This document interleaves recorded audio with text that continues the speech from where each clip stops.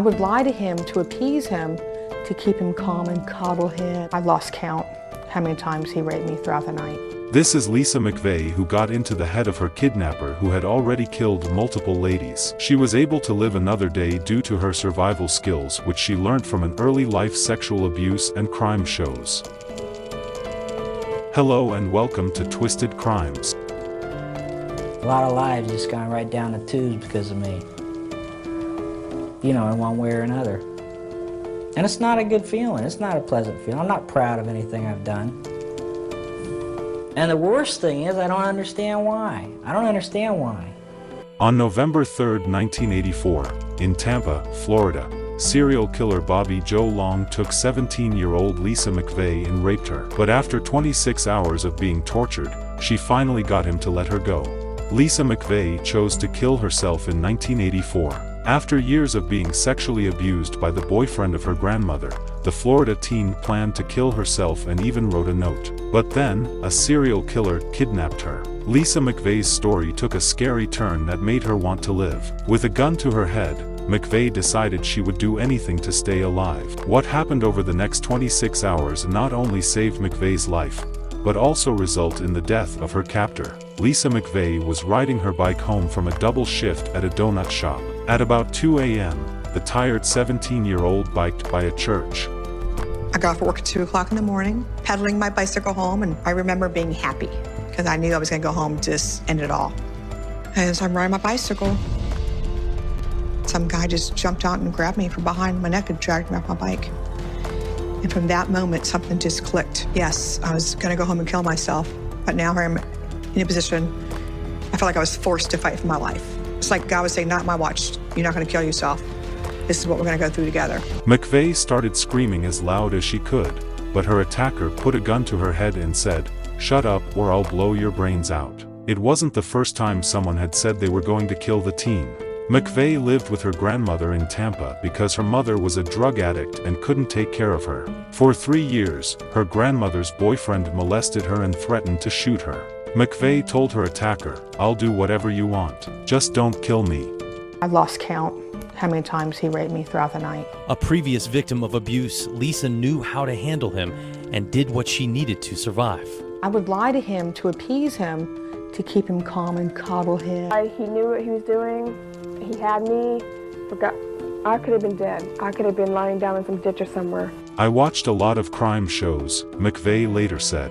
"You'd be surprised about the survival skills you have when you're in a position like that."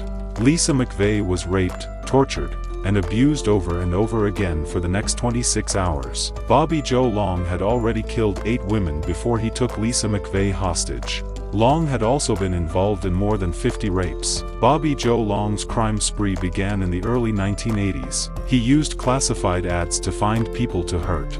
Long started killing women in 1984, after he had raped many of them. Barry Terry was the Hillsborough County Sheriff's Office's lead investigator on the case. You know if you don't solve it soon, someone else is going to die. More women were killed, 4 by Labor Day.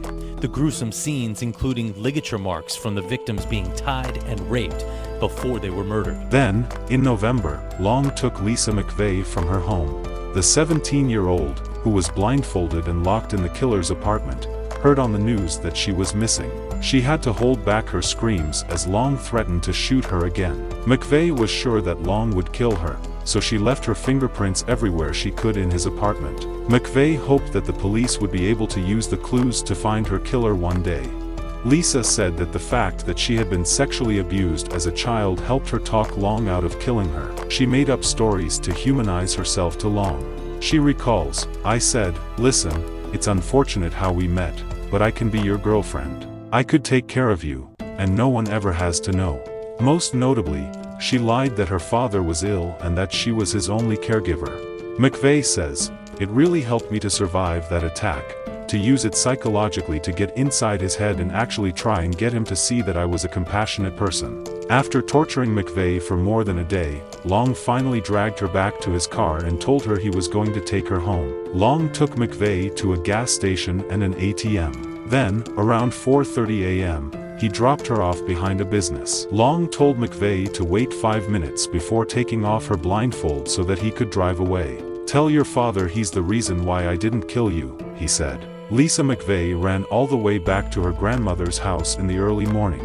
When she got home, the boyfriend of her grandmother beat her and said she was cheating on him. McVey's story didn't make sense to either her grandmother or her boyfriend. Her grandmother even told the Tampa police that she was lying when she said she had been taken away. But McVey was lucky that the police insisted on looking into it. Lisa McVey wanted to make sure Long was caught by the police. So, she told Sergeant Larry Pinkerton everything about her attack that she could remember. A few days after what she went through, McVey heard on the news that someone had been killed in her area. McVey called Pinkerton because she thought her kidnapper was the killer. When McVey was put in a center for teens who had run away, he looked at a photo lineup of possible kidnappers. McVey was able to pick out Long from the lineup because she had briefly felt her attacker's face and caught glimpses of him through the small hole in her blindfold. Lisa McVey's story led police right to Long in the end.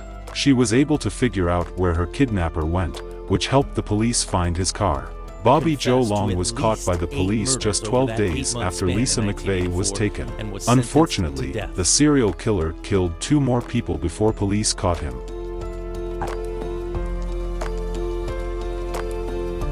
A lot of lives just gone right down the tubes because of me. You know, in one way or another. And it's not a good feeling. It's not a pleasant feeling. I'm not proud of anything I've done. And the worst thing is I don't understand why. I don't understand why. Next year, Long was found guilty of murder in the first degree and given a death sentence. He eventually admitted to killing 10 people. As for McVey, things soon got better for her. In 2004, she signed up to become a police officer. Later, she joined the Hillsborough County Sheriff's Office, which is where her kidnapper was caught, and started focusing on sex crimes. The serial killer behind a string of murders in the Bay Area has only 1 more month to live. The governor just signing Robert Bobby Joe Long's death warrant. Long will be put to death on May 23rd, 35 years after his capture. He pleaded guilty to 8 murders in Hillsborough and Pasco counties, but he's confessed to even more murders and rapes. p.m.